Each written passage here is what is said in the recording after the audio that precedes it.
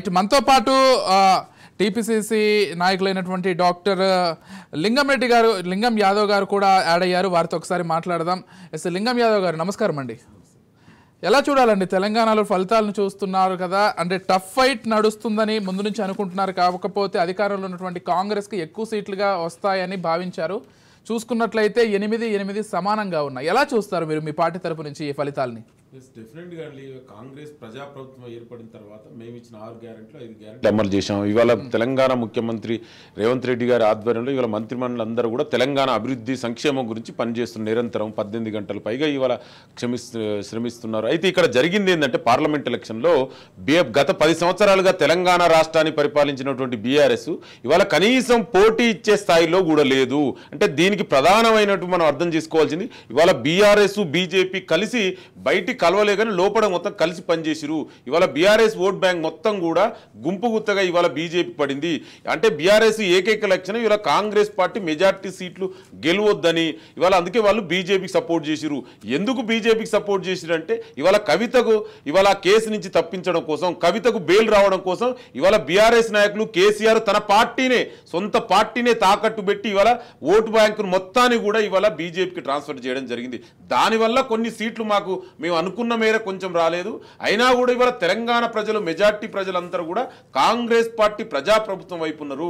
అయితే మనం ఇక్కడ అర్థం చేసుకొని ఇవాళ బీజేపీ మతతత్వ రాజకీయాలకు విద్వేష విషపూరిత రాజకీయాలు సెంటిమెంట్ రగిలించడం వల్ల కొంచెం ఎస్పెషల్లీ ఆదిలాబాదు అక్కడ కొంచెం బీజేపీ సీటు గెలవడం జరిగింది. దానికి కూడా బీఆర్ఎస్ ఓట్ బ్యాంకు సపోర్ట్ కావడం వల్లనే ఇవాళ బీజేపీ ఆ మాత్రం సీట్లు వచ్చినాయి. ఒక విషయం అండి, ఇప్పుడే మనము మహబూబ్ నగర్ ఫలితాలను చూస్తున్నాం. 4500 ఓట్లతోటి డీకే అరుణ గెలిచింది చెల్లా వంశీచంద్ యాదవ్ పైన. అయితే ఇక్కడ ఒక విషయాన్ని మనం గమనించినట్లయితే ఈవీఎంలలో కేవలం 1800 ఓట్లు మాత్రం ఆధిక్యంతో గెలిచింది. మిగిలినవి ఏదైతే ఈ పోస్టల్ బ్యాలెట్లు ఉన్నాయో దానికి సంబంధించి గెలిచాయని చెప్పుకోవాలి. మొత్తానికైతే మహబూబ్ నగర్ స్థానాన్ని బీజేపీ కైవసం చేసుకుంది, కాకపోతే స్వల్ప మెజార్టీతోటే కైవసం చేసుకుందని చెప్పుకోవాలి. ఎలా చూస్తారు ఈ విజయాన్ని? నేను అదే చెప్తున్నాండి, ఇవాళ డెఫినెట్గా తెలంగాణ ప్రజలు ఏ విధమైన తీర్పు ఇచ్చినా ప్రజా తీర్పును ఎవరైనా కూడా గౌరవించవలసిందే. ఇది ప్రజాస్వామ్య దేశం. అయితే నేను ఏమంటున్నా అంటే ఇవాళ 10 ఏళ్లుగా బీజేపీ కేంద్రంలో ఉండి ఏం చేసింది? ఇవాళ మన జరుగుతున్న పార్లమెంట్ ఎలక్షన్లో చూడండి ఒకసారి. ఇవాళ బీజేపీ కనీసం ఎక్కడైనా వాళ్ళ అభివృద్ధి గురించి సంక్షేమం గురించి మాట్లాడరండి. ఇవాళ అందుకే ఇవాళ వాళ్ళు 400 సీట్లు అనుకురు, ఇవాళ కనీసం 300 సీట్లు దాటలేవు. అంటే మనం చాలా స్పష్టంగా అర్థం చేసుకోవచ్చు. ఇవాళ ఈ తీర్పు అంతా కూడా ప్రధాని నరేంద్ర మోడీకి బీజేపీ ఆర్ఎస్ఎస్ కు వ్యతిరేకంగా వచ్చిన తీర్పు. ఇవాళ కాంగ్రెస్ ఇండియా అలయన్స్ ఇవాళ దేశ ప్రజలందరూ కూడా ఇవాళ సపోర్ట్ చేస్తున్నారు. ఇవాళ మీరు చూడండి, బీజేపీకి ప్రధానమైనటువంటి రాష్ట్రం యూపీ.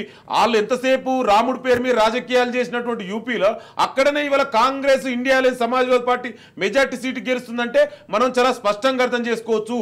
ఇవాళ దేశ ప్రజలందరూ భావోద్వేగాల రాజకీయాలు ఎక్కువ రోజులు నడవయి, మతం పేరు మీద రాజకీయాలు కాదు, అభివృద్ధి సంక్షేమం ఏం చేసినో చెప్పని ఇవాళ ప్రజలు చాలా స్పష్టమైన తీర్పిచ్చారు.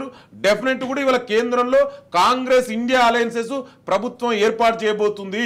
ఇవాళ చివరి వరకు చూడండి, మనం డెఫినెట్ కూడా ఆ ఫలితాలే వస్తాయి.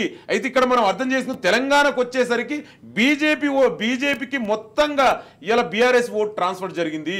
దానివల్ల బీజేపీ ఆ మాత్రం సీట్లు వచ్చినాయి, కానీ లేకుంటే డెఫినెట్ కూడా కాంగ్రెస్ పార్టీ మెజార్టీ సీట్లు గెలిచేది. ఇప్పటికి కూడా మనం వెయిట్ చేయండి, చివరి వరకు డెఫినెట్ కూడా కాంగ్రెస్ పార్టీకి మెజార్టీ సీట్లే తెలంగాణలో వస్తాయి. క్రాస్ చేస్తుంది అనుకుంటున్నారా? ఇక్కడ కేంద్రంలో డెఫినెట్ గా అదే చెప్తున్నా. చివరి వరకు చూద్దాం. డెఫినెట్ కూడా ఇవాళ దేశ ప్రజలందరూ రియలైజేషన్ అయ్యారు.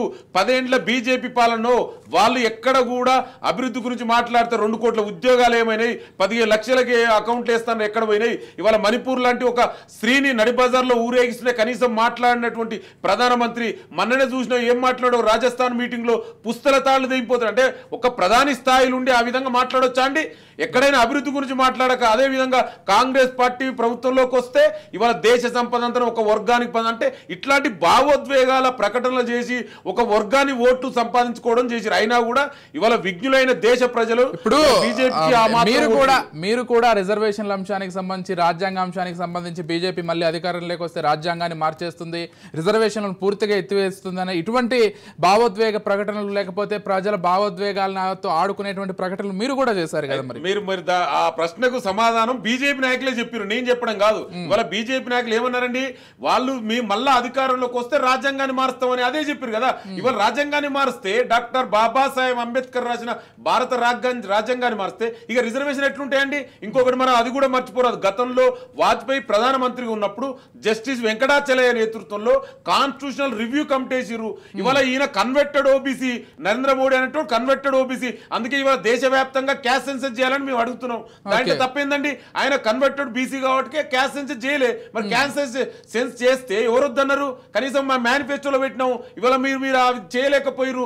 కేంద్రంలో ఒక బీసీ మంత్రిత్వ శాఖ ఏర్పాటు చేయలే. అంటే నేను ఏమంటున్నా అంటే వీళ్ళకి ఎంతసేపు మతం పేరు మీద రాజకీయాలు కావాలి తప్ప, దేవుడి పేరు మీద రాజకీయాలు కావాలి తప్ప నిజంగా ఈ దేశ ప్రజలు అభివృద్ధి సంక్షేమం ముఖ్యం కాదు.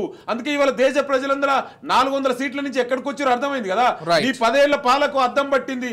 నువ్వు 10 ఏళ్లుగా ఏమన్నావు నాకు 400 సీట్లు వస్తాయని. ఇవాళ చూడండి కనీసం వాళ్ళు సొంతగా మెజార్టీ లేదు. అందుకే డెఫినెట్ కూడా ఇవాళ కాంగ్రెస్ పార్టీ ప్రభుత్వంలోని ఇండియా అలయన్స్ డెఫినెట్ గా కేంద్రంలో ప్రభుత్వాన్ని ఏర్పాటు చేయబోతుంది. ఈ భారత రాజ్యాంగాన్ని రక్షించాలన్నా, ప్రజాస్వామ్యం రక్షించాలన్నా కాంగ్రెస్ పార్టీ ఇండియా అలయన్స్ ఆవశ్యకత ఇవాళ దేశ ప్రజలందరూ గుర్తించి ఆ ఓట్లు ఈ తీర్పు అనేది ప్రజాస్వామ్యానికి వచ్చిన తీర్పుగా